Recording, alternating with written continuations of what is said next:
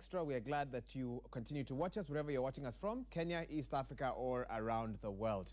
Well, let's now take you to Kwale County, where we want to get an update on the status of drought intervention. And to do that, Nikki Gitonga, our correspondent on the ground there, will be speaking to the Coast Regional Manager of the Kenya Red Cross, Hassan Musa. Of course, what we want to understand, Nikki, is the drought situation in Kwale County and then what measures have been put in place, whether by Red Cross or the county government, to deal with them. Thank you, Waiga. As you have just said that we are at Kenya Red Cross headquarters here in Kwale County, and as you know that there's a report that an assessment report that was done by Kenya Food Assessment Security Group. The situation here in Kwale in terms of drought is normal, but we're also going to get an interview or an insight from the Coast Regional Manager for Kenya Red Cross, who is also here in Kwale. Is going to tell us more about the drought situation in Coast as a whole, and what maybe other measures that have been put in place by Kenya Red Cross and even the government concerning the drought situation at the coastal counties. Mr. Hassan Musa, maybe what is the drought situation here at the coast? Yes, so far out of the 6 counties in Coast Region, 3 are affected, and that is Kilifi, Tana River, and Taita Taveta. Kwale still, the situation is still normal, although if the rain that we anticipate to end of this month, before end of this month, if it doesn't happen, then we'll have situation probably going to alarm. So I can say for now Kwale it's better, but Kilifi already we have 129,000 people affected. Taita Taveta we have 77,000 people, and Tana River comes third with 35,000 people affected. And if you compare the 3 counties or the 4 counties plus Kwale, I think Kilifi stand in a bad situation now because of 130. They have, for example, in Magarini alone, have 25 water pans. Only 4 have water that can run for the next 2 weeks. That tells you a lot. Compared to Kwale, where they have, especially for example, Kinango, they have 65 water pans. Out of 65 water pans, only 7 are have dried up. Why is it Kilifi, Taita Taveta, and other counties that are facing drought? Why not Kwale? What is it that those counties didn't do? There are quite a number of factors that probably Kwale have, the mitigations that they were put in place last year. One, they were able to at least have crops, pulses, instead of maize, and for example, green grams. They've been able to harvest that. Compared to Kilifi, who probably there were more of maize and all that kind of thing. That is one factor. But more important is at least they were able to receive good rains, and they were able to reserve that rain in their water pans. That can be another reason.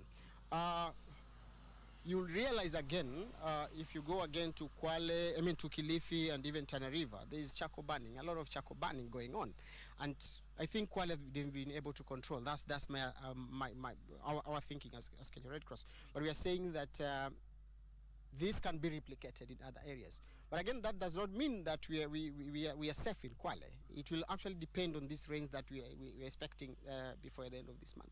So if the situation will persist, if the rains are not going to be there, should we expect an alarm stage here in Kwale when it comes to drought? Yes. Maybe the number won't be as much as big as Kilifi and Tana River and even Taita Taveta, because again, already as we speak now, they have 77 Taita Taveta, which means if the rain persists, if you don't get these rains, then the number will grow, definitely. So Kwale, yes, we should prepare ourselves for that. Last year we had over 35,000 people who were affected by drought, and they were even facing starvation in Kwale County alone. So if the rains are not going to be there, should you expect the numbers to go up, or are they going to be down? Probably we'll play around with that figure, 35,000 people. I think that will be the number, because that is more of Lunga and Kinango. But again, this time around, you see, like Kinango, we have a dam that we excavated there with county government and Safaricom Foundation. That can hold a lot of water, and this is what they are using. So definitely the community around that place will not suffer as much as these other ones. And then there is water now that Coast Water Board which the Coast Water Board drove water from that same water dam to the community. So that number will again go down.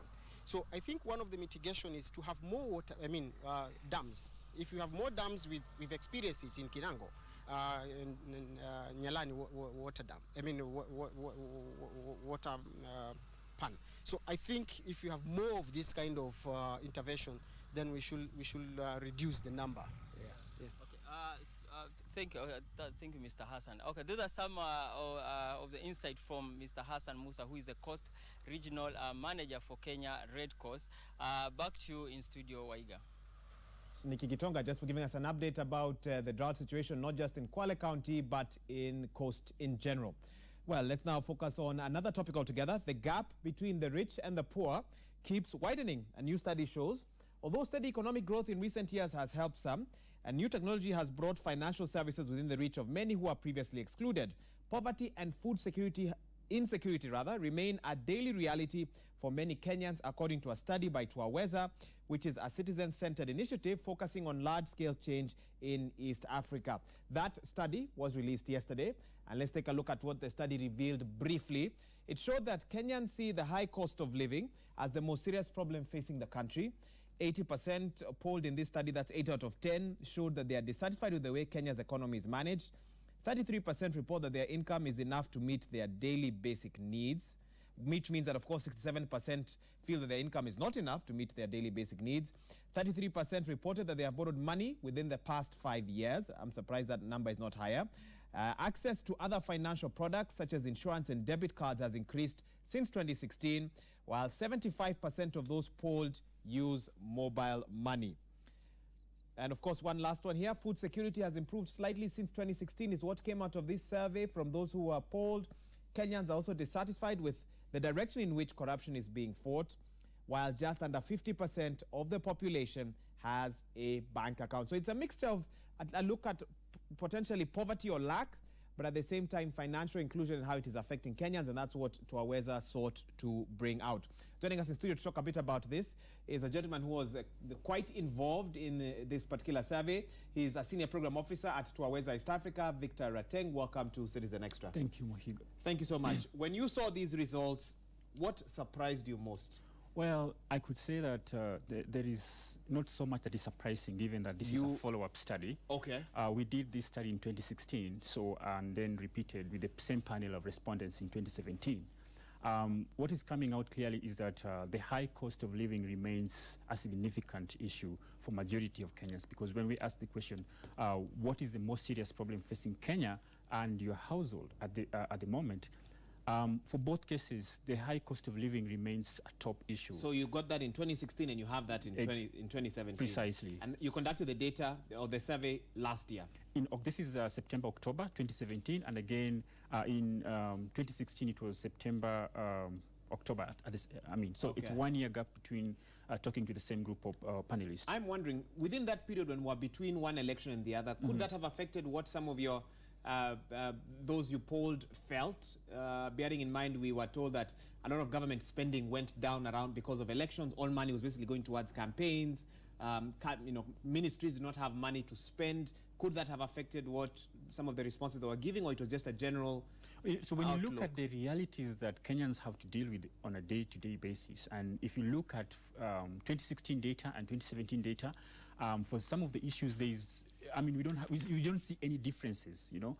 In September 2016, 34% of respondents mentioned the high cost of living, and in 2017 it is 28%. The only thing that comes out in 2017 is the issue of political instability. I think that is the only major thing that is probably significant as far as the comparison shows. Because in 2016, it was just 1% saying that it is a big problem in the country. But in 2017, it is 21%. Now, what that tells you is that if you look at what was happening at that time, we had just come from the nullification of the August 8 election, and we were in the period heading towards the repeat election in October 26. So many things were happening in between. There were demonstrations. The country was completely polarized, that's right. And so it was just justified. Okay. And allow me to interrupt you, Victor, briefly. I'll come back to allow you to finish that point. I want to take our viewers now and bring them images live from a court in Eldoret, where Justice George Kimondo is reading the last part of the ruling in regards to the petition brought against Nandi Hills Member of Parliament Alfred Keter. that he received a telephone call from the petitioner at about 11 a.m.